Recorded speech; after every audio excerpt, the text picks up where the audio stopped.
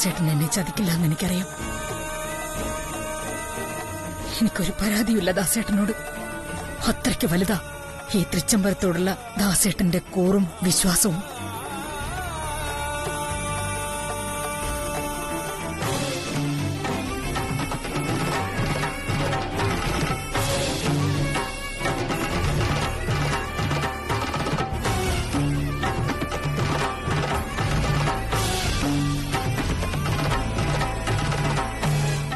ഇത്ര നാളും ആരാണ് എന്നോട് ചതിയും ദ്രോഹവും ചെയ്തുകൊണ്ടിരിക്കുന്നതെന്ന് കരുതിയോ?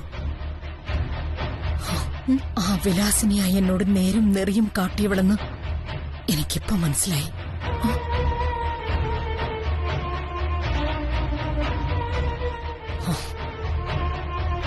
ബാക്കി എല്ലാവരും എന്നെ ചതിക്കായിരുന്നു.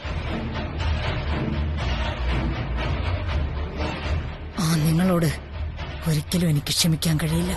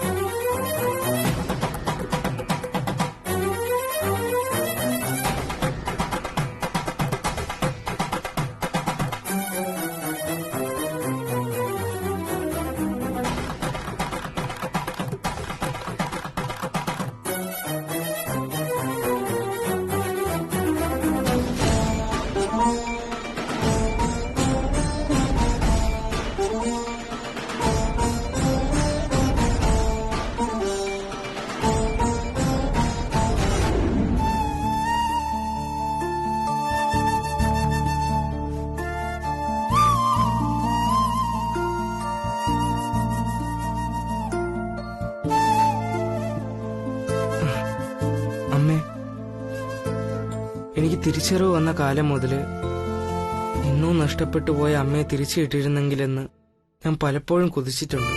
അമ്മയില്ലാത്ത ദുഃഖം അല്പം പോലും അറിയിക്കാതെ എന്റെ ചേച്ചി എന്നെ വളർത്തിയത്. അമ്മയ്ക്കറിയാലോ, ഒരുപാട് ഇഷ്ടാ എനിക്ക് എന്റെ ചേച്ചിയെ. ചേച്ചി വലിയ നിലയിൽ ജീവിക്കണമെന്ന് എന്റെ മോഹമായിരുന്നു.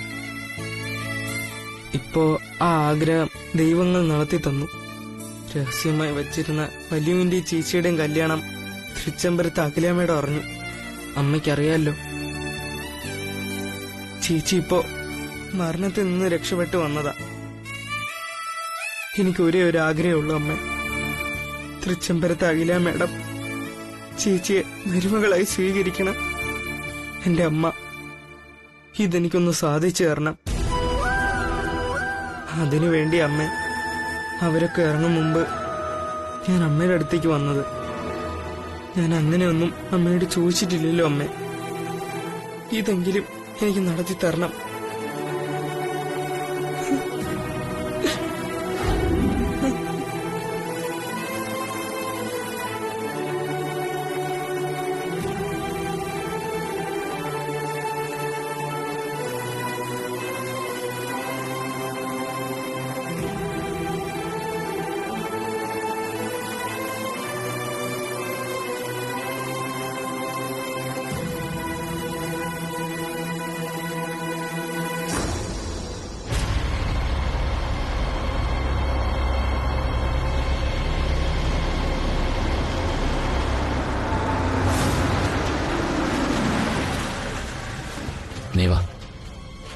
അവര് വന്നു. ഇറങ്ങാം.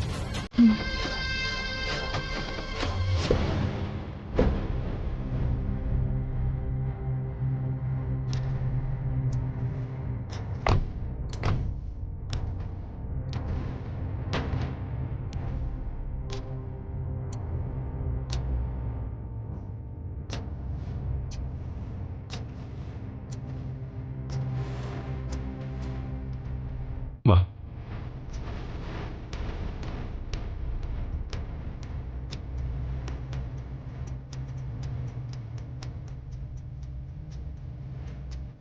അച്ഛാ,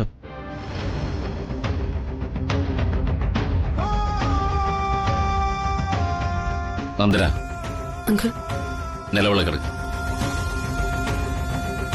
ഇങ്ങേരത് എന്തിനുള്ള പുറപ്പാടാ? ശരി അങ്കിൾ. ശിവരാമേട്ടൻ എന്റെ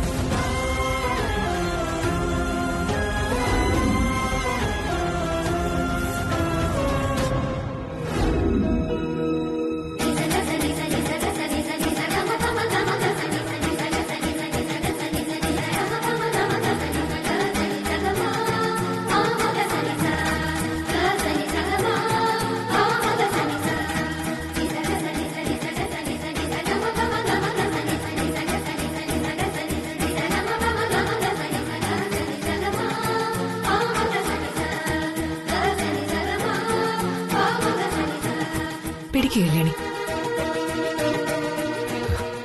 വാങ്ങിക്കുക കല്യാണി.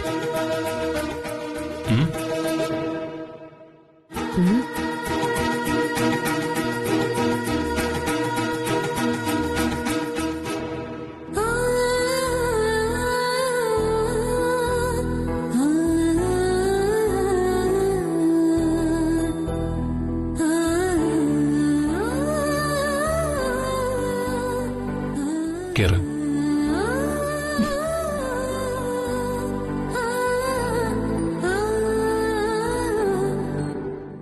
നിർത്ത്.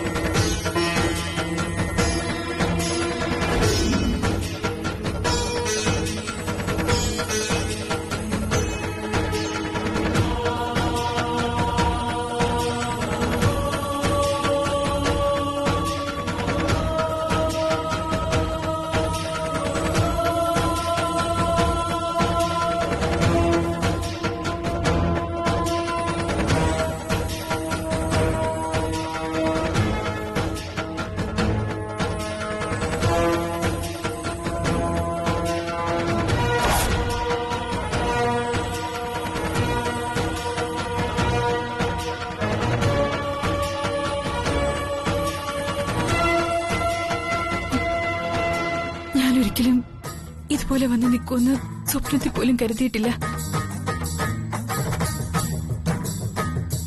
ഈ വീട് എനിക്ക് ക്ഷേത്രമായിരുന്നു, മേഡം എനിക്ക് ദൈവവും. അതുപോലെ ദൈവമായി കണ്ടതാ ഞാൻ എന്റെ വല്യുവിനെ.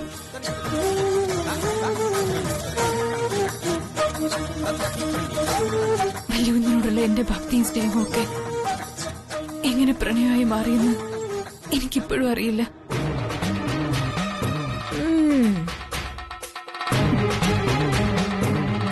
അവനവന്റെ അർഹതയ്ക്കനുസരിച്ച് മോഹിക്കാൻ പാടുള്ളൂ. അതറിയാവുന്നതുകൊണ്ട് വല്യുവിനോടുള്ള സ്നേഹം ഉള്ളിലൊതുക്കി എവിടെയെങ്കിലും പോയി ഈ ജന്മം ജീവിച്ചു തീർക്കാനാ ഞാൻ തീരുമാനിച്ചത്.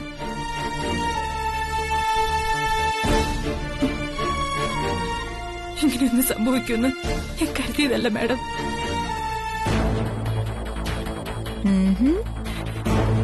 അമ്മയ്ക്ക് കല്യാണി എങ്ങനെ ഇഷ്ടമായിരുന്നോ അതുപോലെ തന്നെയായിരുന്നു എനിക്ക് കല്യാണിയോടുള്ള സ്നേഹം. പക്ഷെ ഞാൻ പോലും അറിയാതെ എനിക്ക് കല്യാണിയോട് പ്രണയമാണെന്ന് തെളിയിച്ചത് ദൈവങ്ങളായിരുന്നു.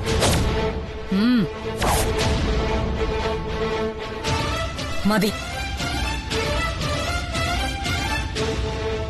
പണ്ട് നീ എന്റെ വയറ്റിൽ കിടന്ന കാലത്ത് നീ എന്റെ വയറ്റിൽ കിടന്നെന്നെ ചവിട്ടുമായിരുന്നു. അന്ന് നിന്റെ ചവിട്ടേൽക്കുമ്പോഴുള്ള വേദന സന്തോഷത്തോടെ ആസ്വദിക്കുമായിരുന്നു ഈ അമ്മ. പക്ഷേ ഇപ്പോ നീ അമ്മയുടെ നെഞ്ചത്ത് പുറംകാല് കൊണ്ട് ചവിട്ടി. വേദന സഹിക്കാൻ പറ്റുന്നില്ല.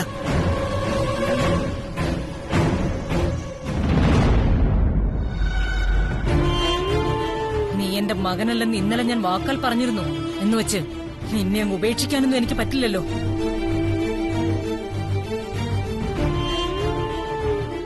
ഏതൊരമ്മയ്ക്കും സ്വന്തം സന്തോഷത്തേക്കാൾ വലുതാ മക്കളുടെ സന്തോഷം. തൃച്ചംബരത്ത് അഖിലാണ്ടേശ്വരിയായി ഞാനിപ്പോ നിന്നെ ഇറക്കി വിടുകയാ വേണ്ടത്. മറ്റുള്ളവരുടെ മുൻപിൽ ഞാൻ അഭിമാനം കൈവിടാത്ത തൃച്ചംബരത്ത് അഖിലാണ്ടേശ്വരിയാണെങ്കിലും ഞാനൊരു അമ്മയല്ലേ. ഈ അമ്മയ്ക്ക് നിന്നോട് എങ്ങനെ ഇറങ്ങിപ്പോവാൻ പറയാൻ പറ്റും?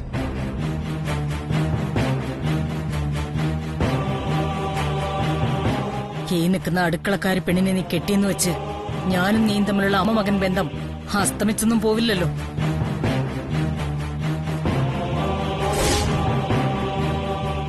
എന്നുവെച്ച് ഞാനിവളെ ഒരിക്കലും എന്റെ മരുമകളായിട്ട് അംഗീകരിക്കാൻ പോകുന്നില്ല.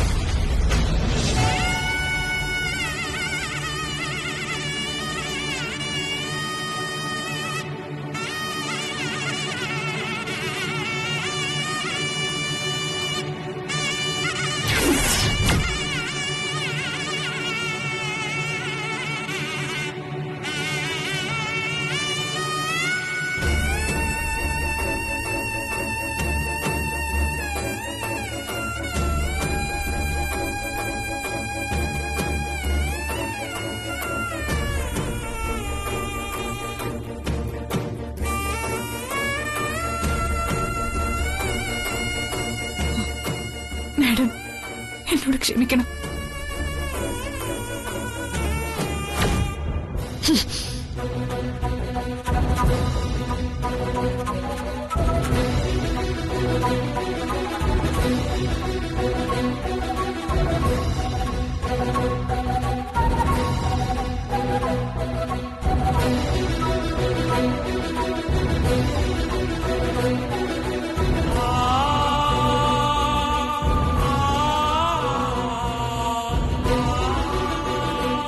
ഇത് ഞാൻ പ്രതീക്ഷ തന്നെയാണ് അച്ഛാ. ഒരമ്മയുടെ മനസ്സിന്റെ സങ്കടം എനിക്ക് മനസ്സിലാക്കാൻ പറ്റും. ആ മനസ്സൊന്നടങ്ങുമ്പോ അമ്മയെല്ലാം അംഗീകരിക്കും. കല്യാണിയെ ഒരിക്കലും മരുമകളായി അംഗീകരിക്കില്ലെന്ന് പറയുന്ന അമ്മ തന്നെ കല്യാണിയെ മൂത്ത മരുമകളായി അംഗീകരിക്കും.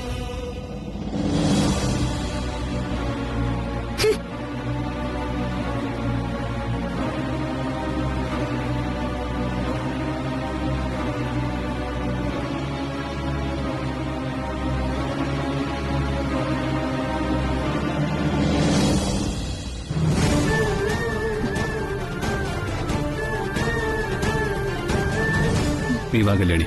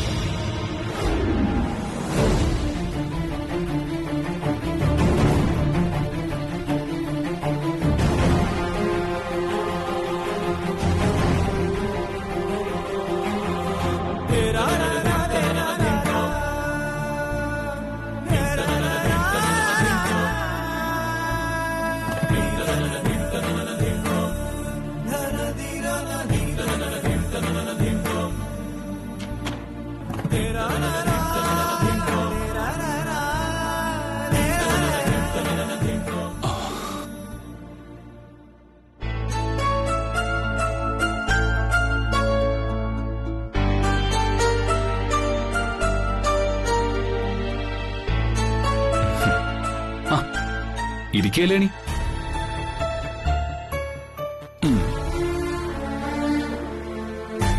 കല്യാണി, ദേ ഇനി മുതൽ നീ തൃച്ചംബരത്തെ ജോലിക്കാരിയല്ല, ഈ തറവാട്ടിലെ മൂത്ത മരുമകള്. നിന്റെ വീടായത്. ഞാൻ കെട്ടിയ ഈ താലി ഇനി ആരും കാണാതെ ഒളിച്ചു വെച്ച് നടക്കേണ്ട കാര്യമില്ല. ഞാൻ പറയുന്നത് മനസ്സിലാവുന്നുണ്ടോ? അല്ലെങ്കിൽ ഞാൻ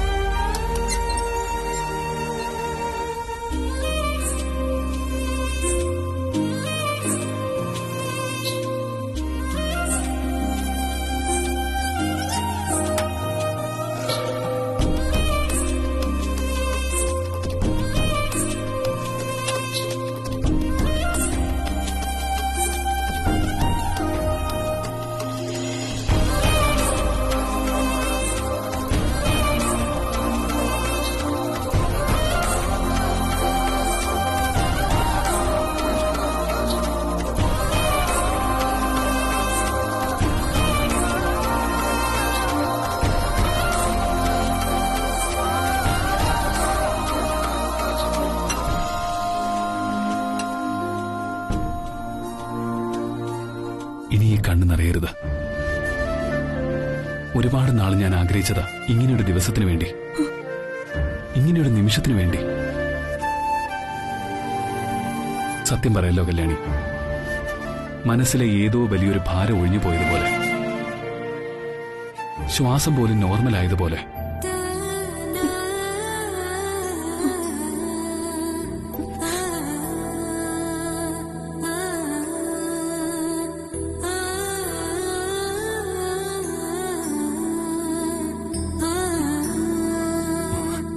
എന്താ കല്യാണി ഇത്? നീ വീണ്ടും കരയാണോ?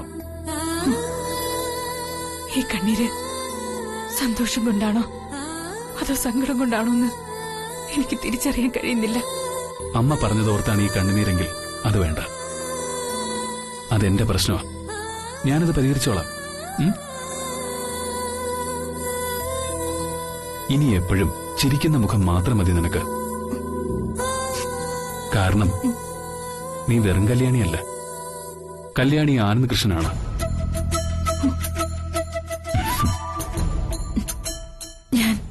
ഞാൻ എന്തു ഭാഗ്യവതിയവല്ലേ. ഈ സ്നേഹം ഞാൻ നഷ്ടപ്പെടുത്തിയിരുന്നെങ്കിൽ അത് ഈ ജന്മത്തിലെ എന്റെ ഏറ്റവും വലിയ നഷ്ടമായി പോയനെ. എന്റെയും കല്യാണി. ഈ മുഖത്ത് എനിക്കെന്നും ആ ചിരി കാണണം, ആരും കൊതിക്കുന്ന ചെമ്പരത്തി ചേരുള്ള ചിരി.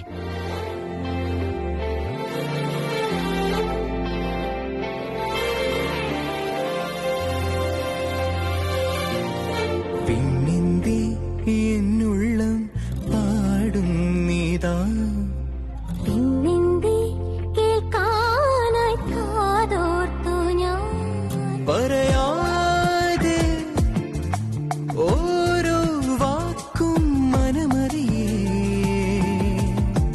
പകലാകെ ഇരവാകെ നീ മിഴിനിറയേ.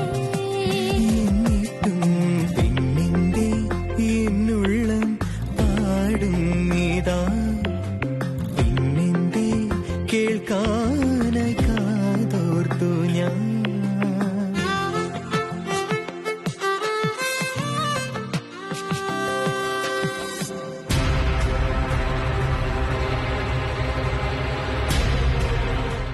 അച്ഛാ, വലിയും ചേച്ചിയും ദൃശ്യമ്പലത്തേക്ക് വന്നോ അച്ഛാ? അച്ഛാ, അഖില മേഡം ചേച്ചി ദൃശ്യമ്പലത്തേക്ക് കയറ്റിയോ അച്ഛാ? ഇല്ല, അതൊരിക്കലും സംഭവിക്കാൻ പോകുന്നില്ല. പക്ഷേ അഖില മേഡത്തിന്റെ നല്ല മനസ്സുകൊണ്ട് നിന്റെ ചേച്ചിയെ തൃച്ചംബരത്ത് നിന്ന് ഇറക്കി വിട്ടില്ല. ഞാൻ എന്റെ അമ്മയോടും എനിക്കറിയാവുന്ന ദൈവങ്ങളോടും ഒക്കെ മനസ്സുരുകി പ്രാർത്ഥിച്ചതാ. അഖില മേഡത്തിന്റെ മനസ്സിൽ ചേച്ചിയുടെ ഇഷ്ടം കാണും, അല്ലെങ്കിൽ ചേച്ചി അഖില മേഡം ഇറക്കി വിടില്ലായിരുന്നു അച്ഛാ.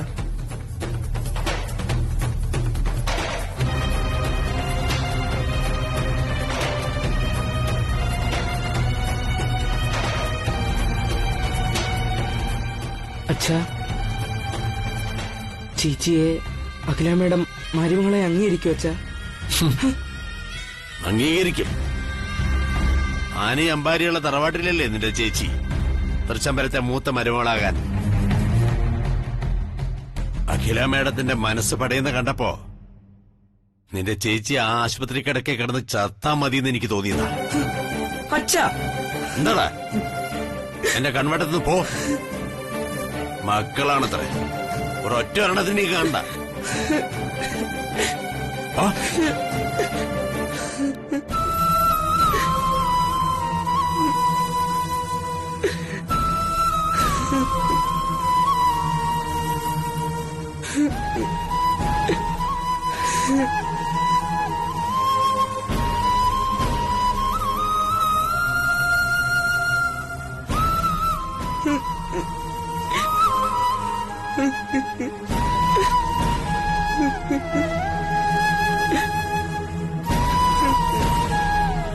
സന്തോഷായോ നിനക്ക്? നീ ആഗ്രഹിച്ച പോലെ നിന്റെ മോളിപ്പോ കൊട്ടാരത്തിലാ വാഴാൻ പോകുന്നത്. അതിന് ഈ അച്ഛന് പകരം കൊടുക്കേണ്ടി വന്നത് എന്താണെന്നറിയണ്ടേ നിനക്ക്? കഴിഞ്ഞ 26 കൊല്ലങ്ങളായിട്ട് ഞാൻ സമ്പാദിച്ച എന്റെ വിശ്വാസം. വലിയ കുഞ്ഞ് അവളുടെ കൈയും പിടിച്ച് തൃച്ചംബരത്തെ കയറി വന്നപ്പോ എന്റെ അഖില മേഡത്തിന്റെ കണ്ണുകളിൽ നിന്ന് ചോര പടിയത് ഞാൻ കണ്ടു. നശിച്ചവളാ നമ്മളെ മോള്. അവള് തലയെടുത്തപ്പോ നീ പോയില്ലേ? നീ എന്താ സുധ ഇങ്ങനെ നോക്കണേ? ശരി തന്നെയാ. എനിക്കും ഉണ്ടായിരുന്നു മോഹങ്ങൾ. എന്റെ മോളെ നിറമനസ്സോടെ അവളുടെ അച്ഛന്റെ അമ്മയുടെ സ്ഥാനത്ത് നിന്ന് കൈപിടിച്ചു കൊടുക്കണമെന്ന്. പക്ഷെ ഇപ്പോ മനസ്സൊരുക്കി ശപിച്ചു പോകരുതേ എന്നുള്ള പ്രാർത്ഥനയില്ല. പറയൂ സുധേ, ഞാൻ ആരുടെ പക്ഷത്ത് നിൽക്കണം? എന്റെ പ്രാണനായി വളർത്തിയ മകളുടെയോ അതോ ഇത്രയും നാൾ അന്നം തന്ന അഖില മേഡത്തിന്റെയോ? എനിക്കറിയില്ല സുധേ. ഇനി മേഡത്തിന്റെ മുമ്പിൽ നമ്മുടെ മോൾ എന്നും ഒരു ശത്രുവായിരിക്കും. ഒരമ്മയുടെ സ്വപ്നങ്ങളും പ്രതീക്ഷകളും അല്ലേ നമ്മുടെ മോള് തകർത്ത് കളഞ്ഞത്.